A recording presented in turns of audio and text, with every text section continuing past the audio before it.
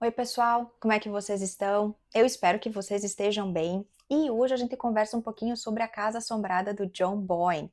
Esse livro aqui ele foi publicado em 2013 e o autor também é responsável pelo título O Menino do Pijama Listrado, que eu também já li, então esse aqui é o meu segundo contato com ele. E o que a gente vai ter aqui? Então nós temos uma história que ela tem uma atmosfera um pouco mais fantasmagórica, eu diria. Eu peguei esse livro aqui para ler ali no feriado de carnaval, eu comecei na sexta-feira 13, né, eu achei que o livro tinha tudo a ver com a temática, e aí eu pensei, por que não, né, uma casa assombrada, né, vamos ver o que nós temos aqui dentro desse livro, né? E por mais que ele aborde, né, ele tenha como pano de fundo aqui essa ideia de fantasmas, ele não é um livro pesado, ele não é um livro que assusta, ele não é um livro que dá medo, mas eu achei a história bem interessante, a forma como o autor desenvolveu aqui. A história se passa em 1867, a gente começa em Londres, a gente vai conhecer aqui a Eliza Kane, ela tem 21 anos e ela mora com o pai, então a gente vai ver que ela mora com o pai, ela é sozinha praticamente no mundo, né? Ela não tem, a mãe já faleceu, e ela vai contar para nós aqui também que no passado, né, os pais então contaram para ela que ela teria, né, uma irmãzinha, mas quando essa menina nasce, ela acaba falecendo alguns dias depois e infelizmente junto com ela a mãe também vai falecer, de modo que a Elisa vai ser criada aqui praticamente quase que totalmente pelo pai, né? Então ela tinha ali 8 anos quando ela fica sabendo que a mãe estava grávida e que ela ganharia um irmãozinho ou uma irmãzinha. E aí, nesse momento que nós encontramos a Elisa aqui, ela está conversando com o pai, e ele vai comentar com ela sobre um anúncio que ele viu no jornal sobre o Charles Dickens, que ele iria se apresentar em uma galeria ali em Londres e que ele iria contar uma de suas histórias. E aí, então eles decidem, né, que eles vão até este local, até essa galeria. Só que a Elisa fica um pouco resistente porque o pai está com alguns problemas de saúde, ele não anda muito bem, ele está com uma tosse muito persistente e o clima no momento não está muito propício para que ele saia, mas enfim, ela acaba indo com ele porque é o que ele quer, né? Então, quando ele quer alguma coisa, ele é muito convincente, né? E ela então decide acompanhá-lo porque, enfim, ela não teria outra opção. E aí eles vão a este local, o Charles Dickens vai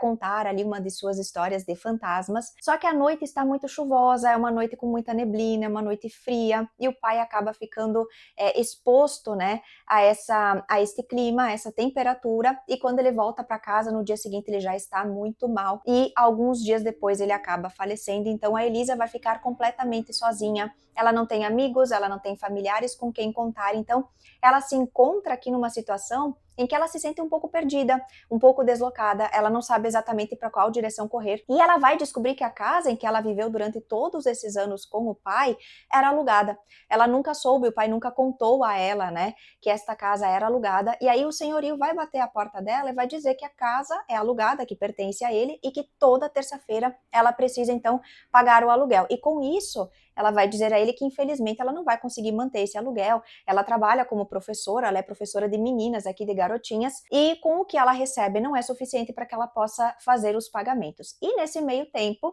ela vai acabar lendo ali no jornal um anúncio de uma pessoa que se intitula H. Bennett, e essa pessoa mora ali no condado de Norfolk e ela está procurando então uma governanta para educar e ajudar a criar os filhos ali da casa. E aí, quando ela vê esse anúncio, ela pensa que talvez seja uma boa ideia, seja interessante para ela esse recomeço, né? Já que em Londres talvez ela se sinta um pouco deslocada, né? Ela não sabe muito bem para qual direção ir, então ela decide que ela vai se candidatar a esta vaga de governanta para ver no que é que vai dar. E logo depois, uns dias depois, ela recebe então a informação de que ela vai ser contratada e ela decide então ir até Norfolk para poder viver então nesta casa, nesta propriedade e cuidar dessas crianças. Só que nesse aviso ela não tem lá muitas informações. A única informação que ela tem é que essa pessoa escreveu essa mensagem, que existem crianças ali para que ela cuide, né, para que ela eduque, mas ela não sabe quantas crianças são, então ela não tem muitas informações. E ela acredita que foi o proprietário ali desse espaço que escreveu essa mensagem, que seria o senhor H. Bennett. E aí então ela tem a informação de que quando ela chega ali na estação de Norfolk, que ela vai ser recebida pelo zelador aqui da propriedade e que ele então irá levá-la até este local. Chegando lá, algumas coisas estranhas começam a acontecer com ela. Então ela está ali nesse espaço, nessa estação de trem, esperando pelo zelador para buscá-la, e ela vai se deparar com uma moça carregando uma mala, e essa moça parece que está com pressa, parece que está fugindo ali do local, e ela vai notar um detalhe na mala, porque ela acaba tropeçando nessa moça, e ela pega essa mala para poder devolver depois. E ela vai notar as iniciais HB. Só que no momento, né, isso vai ficar assim na cabeça dela, mas sem que ela dê muita importância. E depois disso, uma névoa vai meio que cobrir aqui essa estação, ela está meio que no meio de uma névoa, de uma neblina, e ela sente mãos empurrando as suas costas e ela não consegue ver o que está na frente dela, de modo que ela vai sendo direcionada bem para a área em que o trem está passando. E nisso alguém irá segurá-la e irá então desviá-la, né, desta direção, e ela vai dizer que ela foi empurrada. E a pessoa irá dizer a ela que não tinha ninguém ali perto, né? E que ela não foi empurrada e que ela estava indo bem em direção ao trem, quase, né, para, enfim, vocês sabem, né, qual seria o desfecho aqui caso ela tivesse caído bem ali na linha do trem, né? E aqui ela vai conhecer algumas pessoas, então, que moram ali na região, ela irá se apresentar, e ela vai dizer, então, que ela está indo para a mansão ali, né, para a propriedade de Godwin Hall, para cuidar das crianças. E aí uma coisa que é muito curiosa aqui é que à medida que ela vai se apresentando para as pessoas, e elas descobrem para onde é que ela está indo, as pessoas já ficam assim, receosas, né, já ficam meio que com o pé atrás, já meio que ficam cochichando entre si, né, e ela não entende muito bem o que está acontecendo, até que ela chega nessa propriedade. No caminho, enquanto ela está indo para lá, ela questiona, né, o zelador, ela quer saber, então, quem que é o senhor Bennet, ou quem que é o proprietário, né, desse espaço, e aí ele vai meio que dar uma risada ali, né, vai meio que desconversar, e ela descobre que a pessoa que paga aqui os salários é o advogado da família, o senhor Raisin, e aí ela fica meio assim, ela não consegue extrair muitas informações, até que ela vai chegar à noite aqui nessa mansão, e quando ela está para sair aqui do coche, né, que estava levando ela até a propriedade, a porta não abre. Ela não consegue, é como se tivesse uma força do lado de fora que empurrasse essa porta, que mantivesse essa porta fechada, de modo que ela não consegue abrir. E aí ela vai contar isso para o zelador, que ela não consegue abrir a porta, e ele vai achar que ela é meio inútil, assim, né, porque ela não consegue nem girar uma maçaneta para abrir uma porta. E aí quando ele mexe na porta, a porta se abre, mas quando ela estava tentando fazer isso, né, ela não consegue. Então,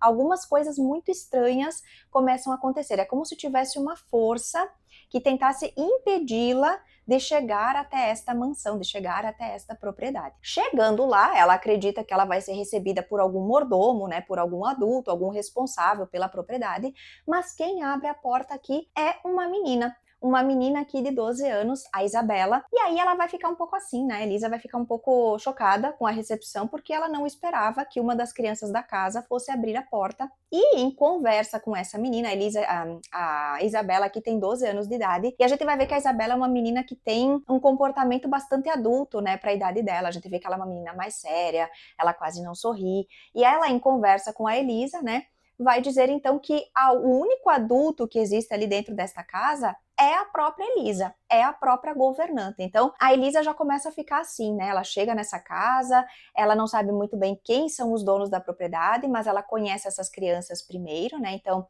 a Isabela tem um irmão mais novo, que é o Eustace, e a Elisa vai se aproximar muito desse menino, né? Ela vai se apegar muito a ele, muito mais do que a Isabela. E na primeira noite que ela passa ali nessa mansão, ela já vai ter uma experiência bem estranha, porque assim que ela vai se deitar, ela sente duas mãos puxando os tornozelos dela, ela vai se acordar, e aí a partir dali, a partir desse dia, ela vai começar a perceber que coisas muito estranhas acontecem nesta casa, só que ela não tem outras pessoas com quem conversar aqui dentro. Existe uma outra pessoa, uma outra presença aqui, uma mulher, com quem ela tenta conversar, mas ela nunca consegue acessar essa mulher, porque quando ela vai atrás dessa pessoa, essa pessoa desaparece, ela faz a curva na casa e a pessoa simplesmente desaparece. E aí o que ela decide fazer? No dia seguinte, ela decide ir até o vilarejo ali próximo para então conversar aqui com o advogado da família, o senhor Raisin. E no caminho, ela vai entrar aqui numa casa de chá e ela vai conversar aqui com a pessoa que trabalha ali dentro. E ao dizer que ela está trabalhando aqui nessa propriedade,